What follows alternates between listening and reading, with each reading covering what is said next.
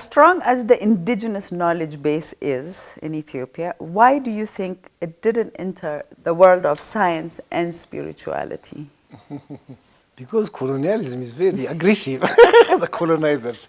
I mean, my 11-year-old kid always, wonders, why do the Europeans came from all the way to Europe to Africa? It's that's also, it's also my question. It's of course a question of resource, a question of survival, and it was very aggressive. It is inhuman, we know, but the African spirituality was human in a sense, So it was welcoming, as a sharing indigenous knowledge.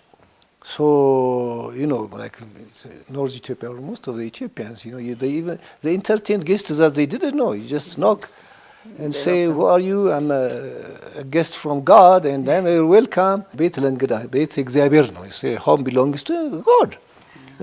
Guests are entertained, and in the morning they leave. So that sense existed in Africa, and it was easy for the colonizers, either through guns or through manipulations, through whatever trade they taught, they still colonize Africa.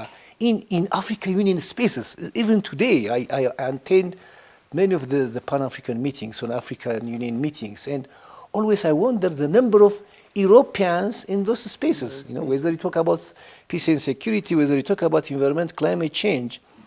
And I wonder if Africans, the same number of Africans, or even less, find themselves in European spaces. It means they are still patronizing us, they are still giving the fund and the agenda. And that's the problem. So, in search of, we could have done it since the world is interconnected. It doesn't mean that we don't have to interact, through justice, through unity. But it is now more of dominant relationship. One certain country, certain region dominates the other. And Africa was not ready, to fight back. Most African Ethiopians somehow, historically, were fighting with the others. They were always protecting their territory. But all other African countries, in a sense, were not ready. They were caught unprepared. So the Europeans still stayed. And if you travel to West Africa, South Africa, it is sad. Even though you still see the Africans don't enjoy the highest fruits that Africa can provide. That's terrible. And now it's a time, because now Africa has enough educated diaspora who understand how colonialism worked. It's now getting together. That's why we really need to promote Pan-Africanism, that we need to come together, we need to consult, how to really peacefully fight back this colonialism, And Europeans also should understand that it's like no more, They have been exploiting Africa, they have been taking the resources, they have been still destabilizing Africa. But now it is time that they understand the well-being of one is dependent on the well-being of another. We're all interconnected. As long as Africa is not peaceful, Africa is not prosperous, Europe is not going to be so. You see, this is a very simple truth that they should understand, and they should start to reassess their policies, their actions, how it impacts the rural livelihoods of Africa. Now then, it becomes one of partnership, friendship, that becomes a very good relationship. Otherwise, if they continue to destabilize Africa, like through different ways, Africa, Europe will never be at peace. Absolutely not. What are the challenges of restoring local and spiritual, cultural values in science education? You must have taken this from the question from my doctoral thesis. And I have written an article on it, and it's published. It's available online. So, most important answer that I got, through my research is secularism itself. Secularism has taken root in a wrong way in Africa and in Ethiopia. Then it is difficult to restore our spiritual and cultural values in science education. Not only science education, generally in our school system. I'm talking about science even. It's a very different territory where you cannot even talk about the existence of a spirit. And I have a science background. But we know that in science classroom, if you keep students with only with knowledge and skill, it's notorious, You're creating a notorious engineer, a notorious doctor who doesn't care for your patients because you are giving only the knowledge and the skill to operate on people, but not the attitude. You're not helping him to be a kind, humble, open doctor. So he become an arrogant and he has the skill. You can either kill people or save people. Save them. So if we restore culture, if you restore spirituality within the education system, within the science, now people become human. And unfortunately, still, most of our, like Africa, like 60% or more, maybe more, of the African Union budget comes from Europe.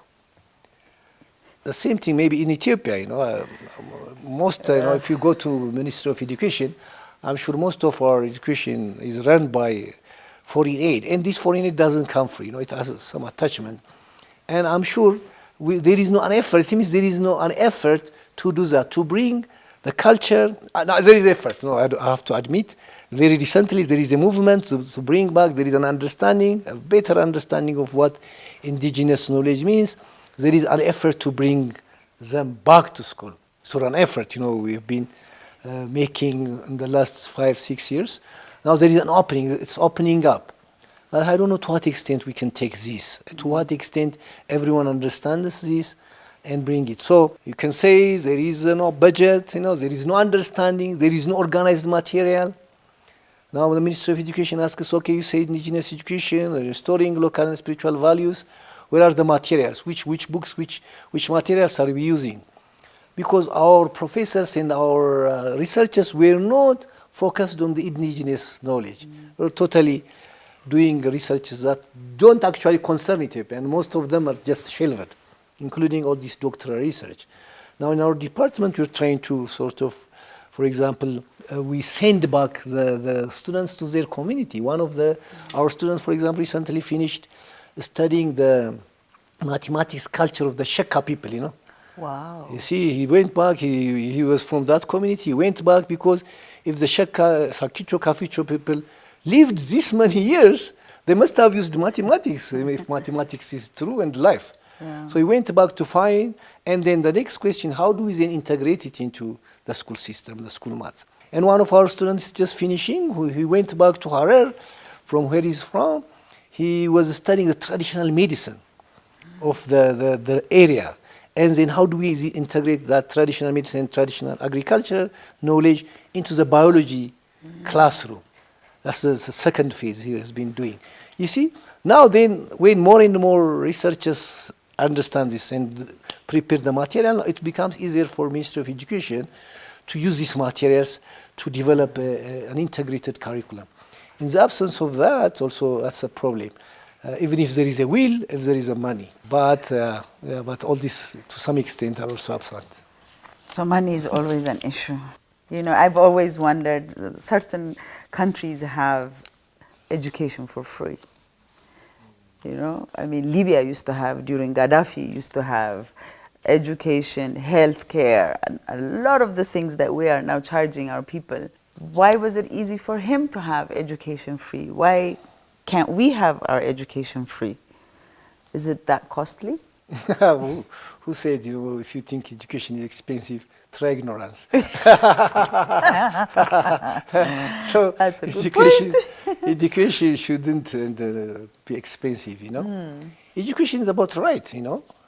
It's right. You're created noble, and the society is responsible to reveal that nobility in you. It's like responsibility. When a child comes to the community, it is a trust of the community. Right. The community, in somehow, if there is a poor family, the community as a whole is responsible for every child, and it should be free. No one should worry to reveal this, because once this child has grown up, he's also again, should give back. That's the mutual relationship. You invest in that child grows, you reveal his nobility, the gems in him, and then once attain a certain maturity, they give back to the community. See, that's the relationship. That's why now Ethiopia is getting poorer and poorer, because we invest so much in our people, they leave the country. See, they're taking out, and they're not giving back. So we're getting poorer and poorer, and the system is not working. Because we're educating them to actually go abroad, like you said it. So Yeah. we're getting them ready Yeah. for the outside world, but we're not getting them ready for local.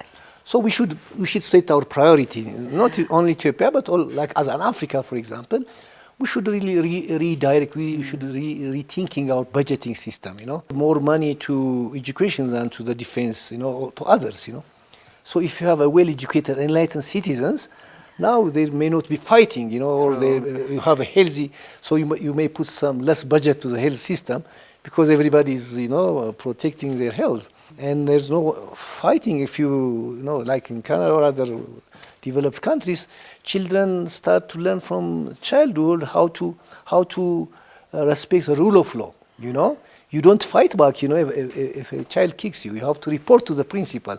Same thing, as they grow also, they follow that pattern. So if you invest in education, it's after some time, that education has a return, a great return, that you still continue to provide education for free. Do you think the fact that we don't have, what is gibra gab in English? Moral, ethics, moral education, moral ethics, because we used to have that growing up in the past. We don't have it anymore in the schools. Do you think if they, if they had that, if they put that curriculum or that subject within, especially growing up on the young children, do you think that would make a difference in their way of life? Yes, thinking? it does. Yeah? It does, but now, of course, that's why now, Minister of Education, there is an effort to to bring back moral education in the school, the primary school, and then it will continue as ethics. With currently, that's the plan. I haven't had the chance to look at the curriculum itself, the very new one, and I doubt if they are developing and implementing it in the way I have a vision. How do you teach it? How do you, for example, measure it? How do you evaluate moral education? See? And one of the failure in the ethics education was the teachers who were teaching civic ethics education, the ones who were marginalized, They were the ones who didn't have other things to teach. So, for a moral teacher, to teach moral, you have to also be a moral person. Exactly. Yeah. So do we have those kind of teachers now in the school system who can really teach the moral? You can't get drunk and teach still the children not to drink.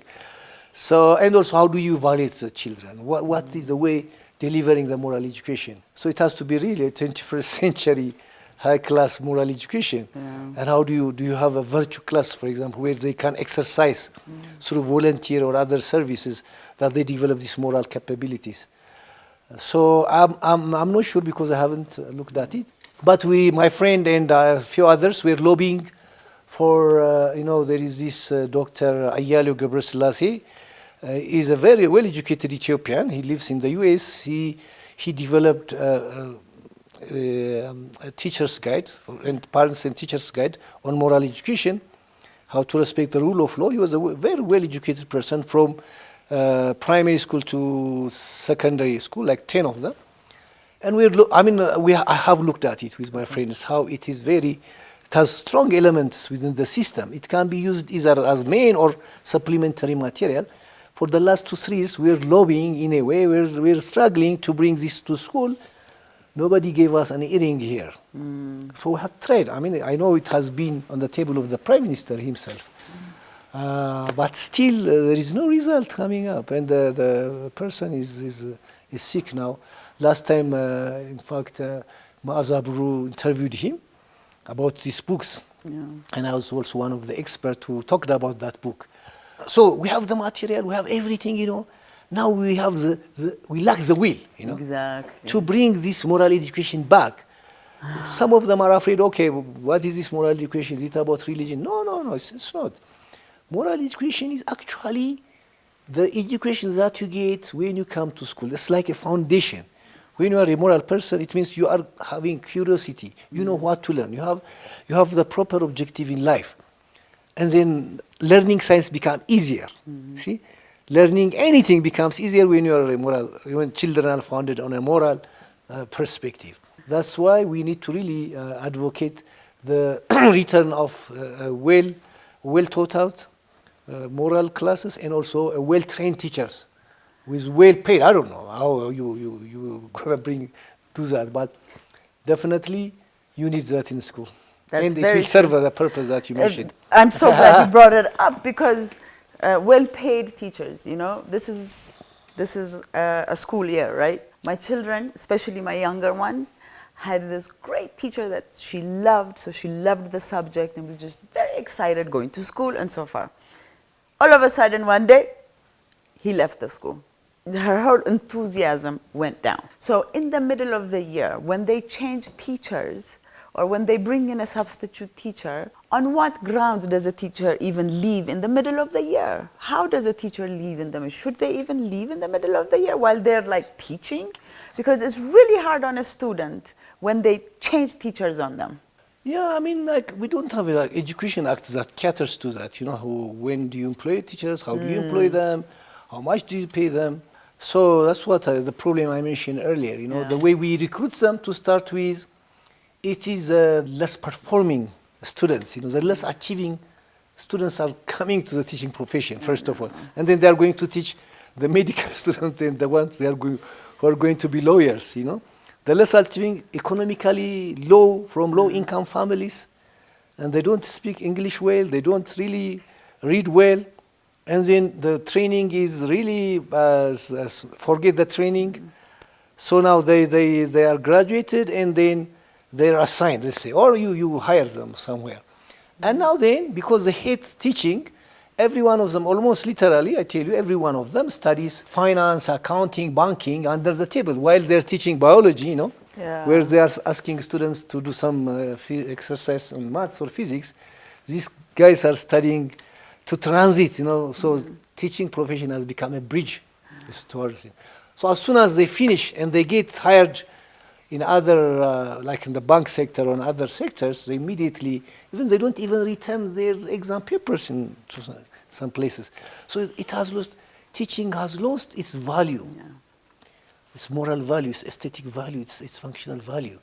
And sometimes also you don't blame them because as an assistant professor, I get paid, like net, I receive 7,000, 8,000 birr, which is like 100 US dollar plus, and under 20 or something. What do you do with this? Exactly. You know? You can't there's rent, there's food, there's schools, there's so many things. Yeah, then how can you expect me to teach my grade? And they always call me. They need my support.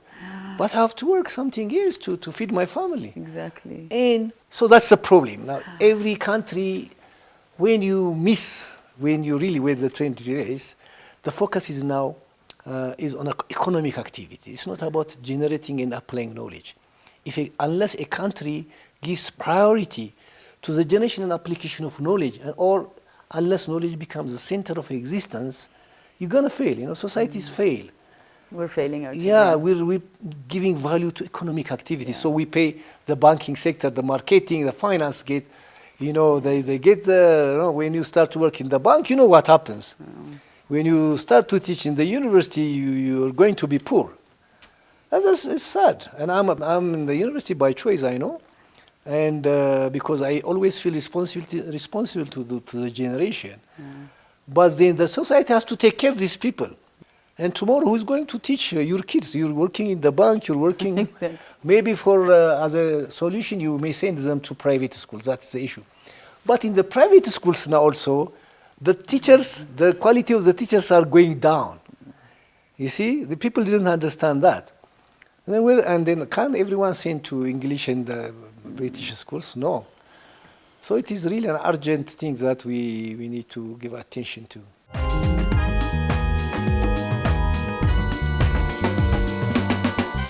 So how is your book, Doktornet, Dabtarannet, being received in Ethiopia? Is it triggering the types of discussions you envisioned? I don't know how to answer this question. So in one of I said, okay, when I titled the book, this I expected both categories to react. Okay. The doctors, for example, how do you say this, you know? Yeah. Like we should be better than the Dabtaras and the Walis, you know? Because we have been getting this education, we have been doing this, we're doing this. And they didn't say, they didn't react much, no? I don't remember any doctor challenging me that, no, my doctorate is better than. and I can demonstrate it. At the same time, the Dr. and Wali also didn't come in. They didn't say, "Oh, thank you," not because you said we're better than the PhDs. In any case, also I know it's like only 1,000 books published, and they didn't go. Well, that shows you the level of the where we are, you know. And I was trying to shock, you know, the system by saying this. What? I mean, just before a couple of days I left. I was not able to give it to the minister himself, the Minister of Education, Professor Brahanu. There was a lot of problem at the door, so finally I was allowed to go to the record office, and I left it there, and I don't know whether they have delivered to him. But basically, many journalists read it once, twice, you know, and they have enjoyed it. Real thinkers have read it well. It was well received by the critic. A bit, the little thinking mass, I can say. Otherwise, not in the larger population. Because you can see, you know, 1,000. I couldn't sell 1,000 books. I couldn't, but there was still in the. That shows saying that simply the doctor was to signify the modern education that we have now, and the Dr. the Wali was to show that the traditional education systems that we had, which might have made Ethiopian its citizens better than inconsistent with what we have been talking. And I have, you know, narrated stories, you know, a number of things. It's a translation of my own doctoral thesis. Okay. But in such a way that it is an adapted translation. It is for everyone, that everyone enjoys it. I hope slowly, but surely it will be received. How long has it been since you wrote it? About a year? A year, since it's published, yeah. Yeah, since it's published, sorry. Exactly. So you have taught university in Canada and in Ethiopia. What are the basic differences in teaching Canadians versus Ethiopians? Teaching and learning, in a way, is a reflection of the society, and also the society is a reflection of what is happening in education. As I said earlier, you're bringing the culture in the school, right? And you're transforming and transmitting the culture. So in the Canadian school system, they're bringing their culture, you know, culture, yeah. Their stage of development. And you find that I was teaching the graduate school, and almost every graduate student, first of all, this is their language, you know. So they have read almost every book. I mean, like, you think, oh, any book that you mentioned, they have read it. Any movie you mentioned, they have watched it. Any song they can even sing it. And sometimes you think, okay, now what is my role here? It's become like to create that curiosity again to learn, you know, to sort of push the barriers of frontiers of knowledge in a different aspect. So, and also, of course, the teachers are well paid. Teachers actually come join teaching because there is more benefit than you working in other spaces. Like you're paid well, okay? Yeah. So you can have your own car or school. You don't have to bother about how to, carry house. You don't have to bother what to eat. And then you have, of course, summer vacation, you know, in between there are also days off. So there are encouragements, and it is not overloaded, particularly at higher levels. And there is enough resource. The professors are not only given salary, actually, they make sure that they give them research money. They can even hire doctoral students. Every professor is like as autonomous. So they have some money to administer. So they hire graduate students, you know, then they can employ them. They can also use their own benefit to promote some of the research. They can create their own, they write books, of course. They do research. So they are not overloaded. So they really, there is a belongingness within the system. Every professor feels that he owns or she owns that school. And they contribute and they must stay and they retire. And they don't have to work something else to sort of supplement their lifestyle. And the students, as of course, very well democratic classrooms. Always, you are not afraid of what you say, are not really held accountable. I mean, like there is academic freedom. So now, you know what? Because I kept my connection with Canada, now I have two professors who would like to work with me to teach global citizenship to both Ethiopian and Canadian students. And we sort of discovered in a pilot study, we've discovered that you cannot really match the graduate students from Canada to the graduate students here. It's a bit, the graduate students are well advanced than some of them here. So now we're trying to match maybe the undergraduate students from the graduate students here, and then now they can converse well. And we're developing this project to sort of also, as much as I am focusing on indigenous knowledge, I also want, as I said earlier, that graduate students at least to understand this global atmosphere. What do we mean by global citizenship? What do we mean by globalization? So I'm collaborating with two professors. In fact, we developed the project. The project itself is now awarded by Lakehead University. Wow. One of the innovative project. Still, it's not started. We have already recruited our students and we're preparing them. We'll be starting very soon. How long will it take? Would it take like a whole school year, or maybe 3 months? 3 months. Oh. So it will be online. That's we will exciting. provide the space to interact the interaction for Canadian students. So when you're coming back to here, my office. I don't want to go to my office. Just, as a student, I wanted to go to my office in Canada. In Canada, because you have a very nice space, Exactly. very nice working environment here. I don't have a nice working space. I don't have even a computer. I ask it repeatedly. No one is providing me a computer. So many challenges. You don't even find sometimes a classroom to teach, Wow. particularly in the summer.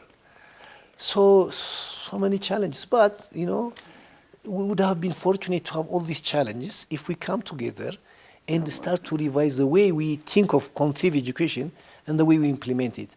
Now it's just simply we're blaming each other, it seems sometimes you feel incapable of transforming this environment because the problems are so rampant. And that's why I said you can't compare these two. No, places. you can't. And obviously you can't even compare students either. It just shows when you said the graduate, you had to take the graduate and then the undergraduate as opposed to graduate and graduate, because we are so low on how we were educated or what we know for that matter. Okay, this is going to be my last question. Please give us a brief word image of the perfect educational system. Wow. I would say spiritual education. I mean, it may be again, it's like as a fool singing. No, that's okay. But for me, human beings are spiritual in nature. True. So if somebody is spiritually educated, and also, this is supported by Ethiopian philosophy itself. If you read a book by Claude Sumner, where he wrote about how an Ethiopian educated person should look like, which is taken from the Ethiopian philosophy, it gives you a very good description of what an educated Ethiopian is, how he is spiritual in a sense, is a complete, perfect person, somebody who is out of darkness. ትምህርት ተማረ in Amharic, self-socio, ምህረት አገኘ, is no more sinning, is no more committing sin, because now he's in the light. If you are in the light, you differentiate between the evil and the good. That is a perfect model for me, an educated person. But right now, we don't have that, And of course, if you read the social media and others, all the blames are upon the educated Ethiopians, the so-called educated Ethiopians creating the problems of Ethiopia, whereas they should have been the beacon of light, calling people to the light. So if you ask me one word which signifies for me with an embodiment of a well-educated, balanced person, and I call that a spiritual, educated person. Beautiful. Well, Afreeqa would like to say thank you for coming to our studio and giving us the chance to have this lovely discussion. So if you have any last words, please. Thank you for having me, first of all, and I really enjoyed the conversation. And also the type of education that we would like to have. When we say spiritual, it's not like simply, as people think, it's not about being praying and fasting, but it's also about thinking all aspects of life, the music, the painting, and all else. So when we're mentioning the music, I said immediately, yeah, okay, our education has to incorporate all this artistic and creative knowledge in the world and within Ethiopia. That has to be included in the school. Thank you so much. Thank you. My pleasure. Tune in on Saturdays at 4 p.m. This is your host, Katsalork Seifu. Today, our guest was Dr. Solomon Balai. Thank you for coming.